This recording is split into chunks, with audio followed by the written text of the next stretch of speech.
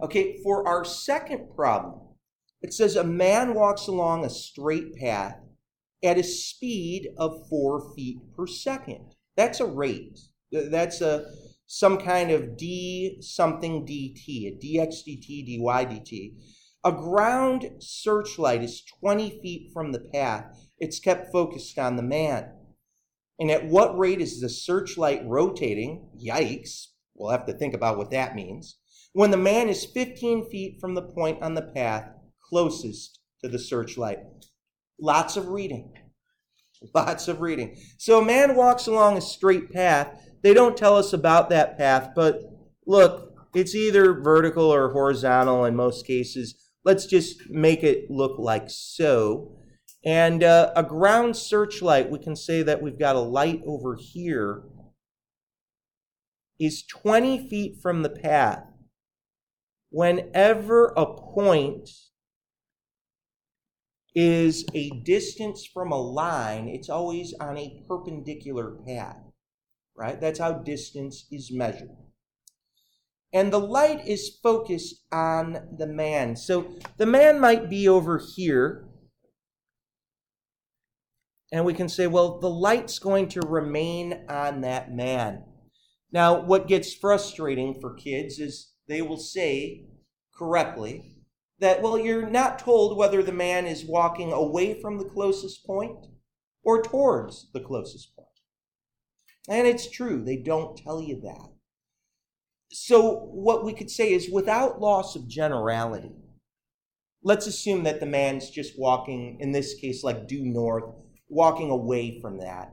It's really not going to change the problem all that much. We'll talk a little bit more about what could happen. Regardless, this man has a distance from that point that is closest to the light. That wouldn't change regardless of what direction the man is walking.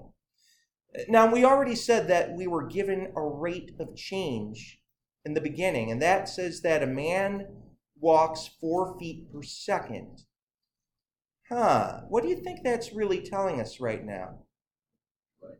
That's dy dt. You see, the man is at this point, perhaps, maybe at the closest point, and minute by minute, second by second, he's getting what, farther away or closer away if he's walking due north here? He's farther away. So that's a larger increase of distance. This describes how that distance is changing. Dy dt is a plus 4 feet per second. You think, oh, isn't that interesting? And then you can think, yeah, Joey.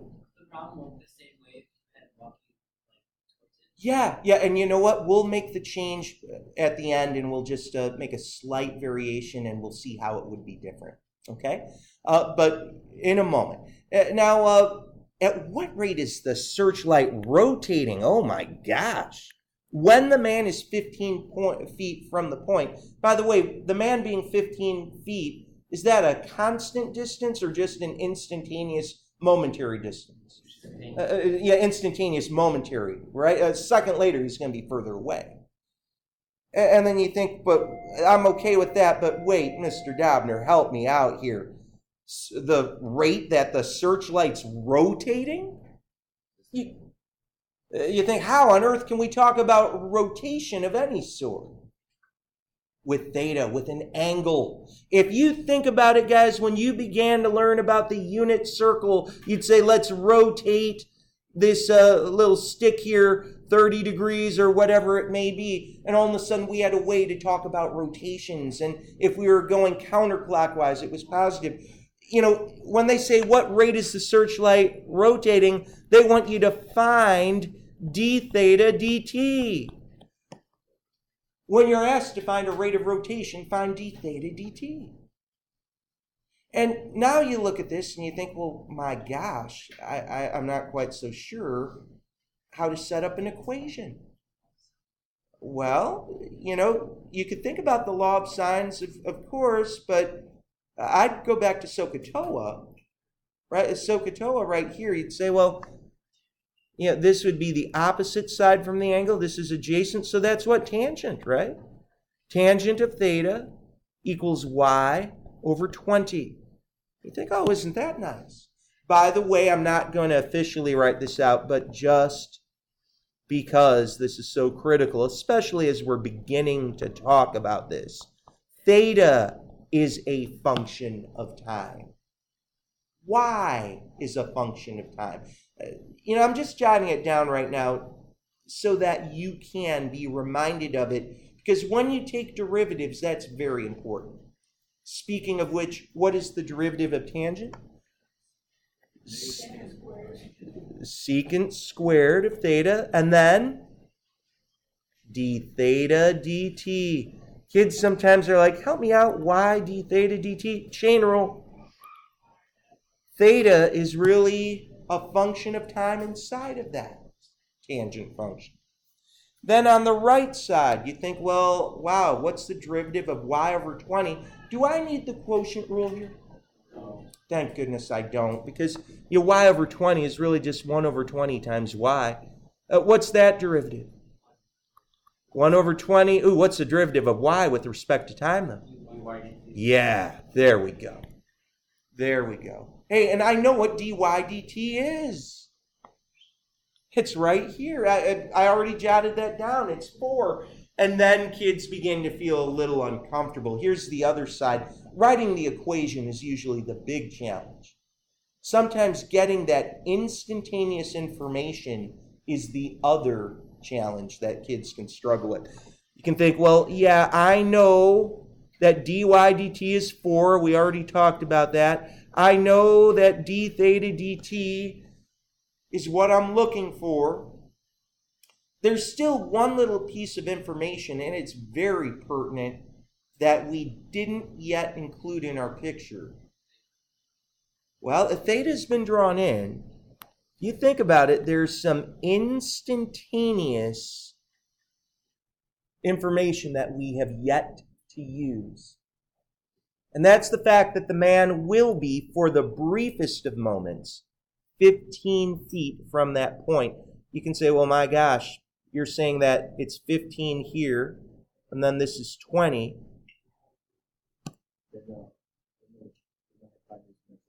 The hypotenuse would be 25. Very good, Kunj. Why?